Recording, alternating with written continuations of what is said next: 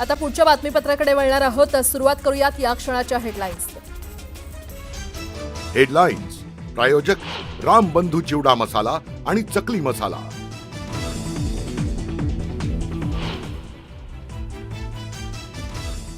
आम्ही एकत्र आलोय ते एकत्र राहण्यासाठी. राज ठाकरेंसोबतच्या युतीवर उद्धव ठाकरेंचं मोठं वक्तव्य.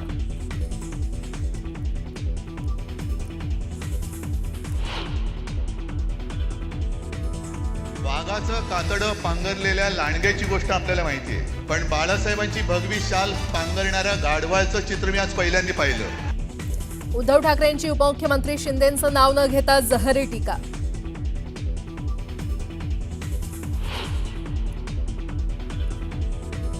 क्रिकेटची तुलना युद्धाबरोबर करणारा बेशरम. उद्धव ठाकरेंची पंतप्रधान नरेंद्र मोदींवर घणाघाती टीका.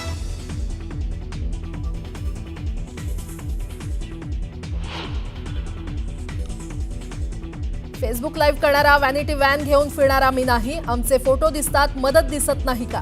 एकनाथ शिंदेंचा ठाकरेंवर हल्लाबोल.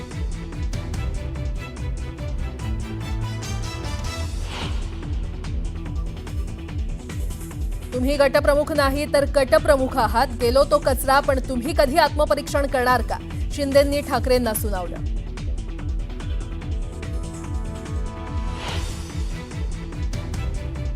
बाळासाहेबांचा मृतदेह 2 दिवस मातोश्रीवर का ठेवला होता? अंतर्गत तुमचं काय चाललं होतं? रामदास कदमांचा थेट सवाल. कदमांच्या वक्तव्यामुळे राजकीय वर्तुळात खळबळ.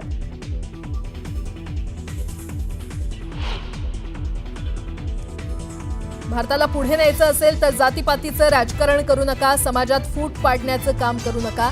अहिल्यानगरमधील मेळाव्यात अजितदादांनी कार्यकर्त्यांना ठणकावलं.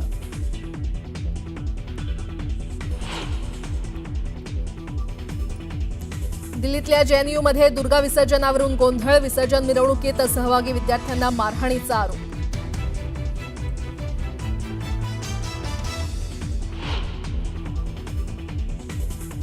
मध्य प्रदेशच्या खांडवामध्ये मूर्ती विसर्जनादरम्यान दुर्घटना. ट्रॅक्टर ट्रॉली नदीत उलटल्यानं 10 जणांचा मृत्यू तर बेपत्ता लोकांचा शोध सुरू.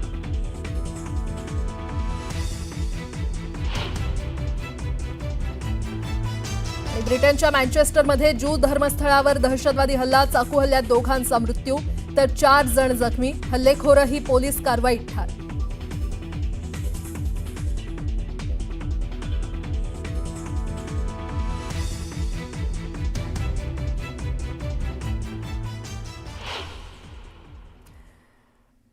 बातमीपत्राला आता सुरुवात करूयात. दसरा मेळाव्यातून पुन्हा एकदा उद्धव ठाकरे आणि एकनाथ शिंदे हे आमनेसामने आल्याचं चित्र पाहायला मिळालं.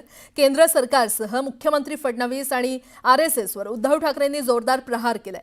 तर उपमुख्यमंत्री शिंदेंनी ठाकरेंना सडेतोड प्रत्युत्तर दिलं. पाहूयात. मला पीक विम्याची सुद्धा रक्कम ही पूर्ण आताच मिळालं पाहिजे. आता सुद्धा एका पीक विम्याची रक्कम मिळणार नसेल तो उपयोग काय? कशाला करायचा तुम्ही म्हणून फक्त एकच सांगतो की आज माझ्या हातामध्ये काही नाहीये. मी तुम्हाला फक्त धीर आणि विश्वास द्यायला आलोय. तुमच्यावरती मी अन्याय होऊ देणार नाही हा विश्वास तुम्हाला द्यायला आलोय. कुठेही गेले माझ्या हात खाली आहे, रिकामे आहे. माझ्या हातात काय नाही. आता काय नाही. आता काय नाही. कधी होतं? जेव्हा होतं तेव्हा पण नाही दिले, आता पण नाही दिला, उद्या पण देणार नाही. द्यायला दानत लागते, दानत.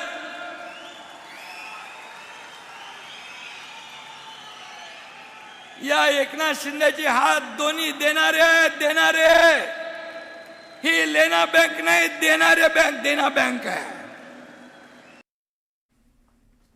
दरम्यान पूरग्रस्त शेतकऱ्यांना धीर देताना आता माझ्या हातात काही नाही असं उद्धव ठाकरे म्हणालेले आहेत. दसरा मेळाव्यातून पुन्हा एकदा उद्धव ठाकरे आणि एकनाथ शिंदे आमनेसामने आल्याचं चित्र पाहायला मिळालं.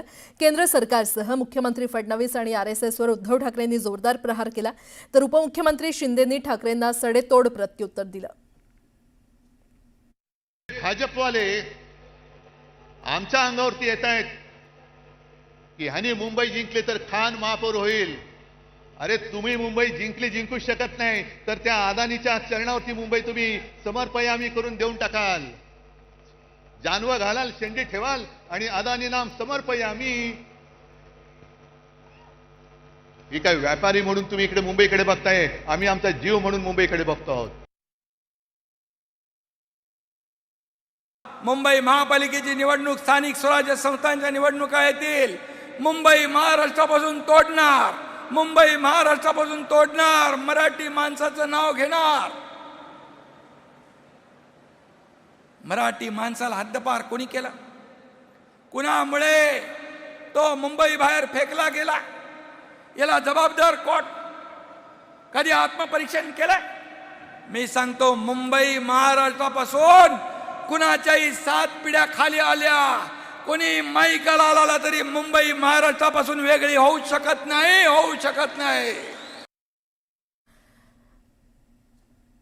दरम्यान ऑपरेशन सिंधूरच्या मुद्द्यावरून ठाकरे आणि शिंदेमध्ये जोरदार वाकयुद्ध रंगलं.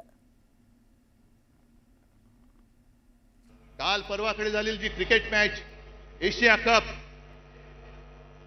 तो जिंकल्यानंतर जो माणूस क्रिकेटची तुलना युद्धाबरोबर करतो तो माणूस बेशरम आहे.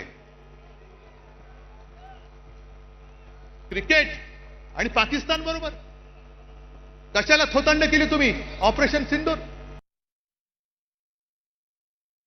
सर, काय कसली टीका करताय? कोणावर टीका करताय? मोदीजींनी पाकिस्तानला धडा शिकवला. कोणी आधी मध्ये यायचं नाही, आम्ही आणि पाकिस्तान बघून घेऊ, आणि ऑपरेशन सिंदूर अभी जारी है हे सांगणारा कोण? या देशाचा प्रधानमंत्री नरेंद्र मोदी.